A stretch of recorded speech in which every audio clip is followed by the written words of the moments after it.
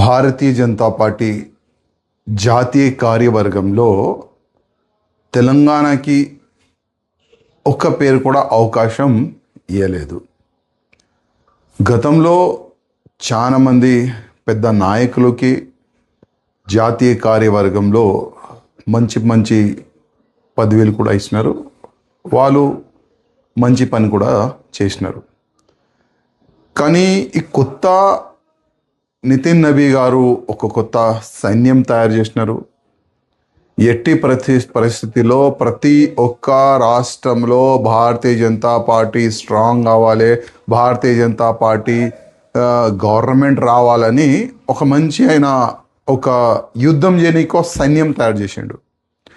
కానీ తెలంగాణ నుంచి ఒక్క కూడా పేరుని వాళ్ళు ఇంక్లూడ్ చేయలేదంటే మన తెలంగాణ పెద్ద నాయకులు ఒక్కసారి ఆలోచన చెయ్యాలి.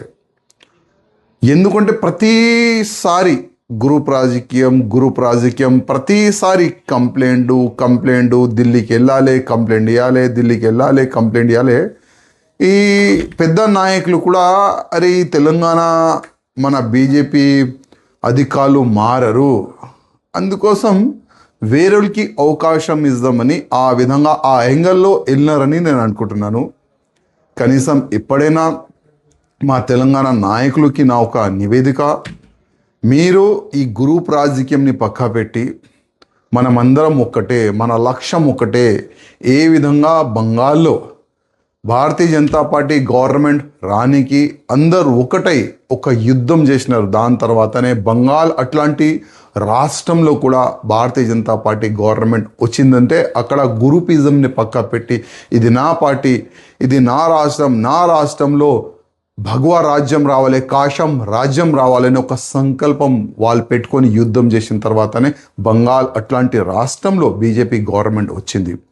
అదే యాంగిల్లో మన తెలంగాణలో కూడా మా నాయకులు కొద్దిగా ఆలోచన చేయాలి. ఎందుకంటే ఇంకా ఎన్ని సంవత్సరాలు నా పార్టీ, నా రాజ్యం, నా వ్యక్తులు అట్లాంటి ఆలోచన ఇంకా ఎన్ని సంవత్సరాలు పెట్టుకుంటారు.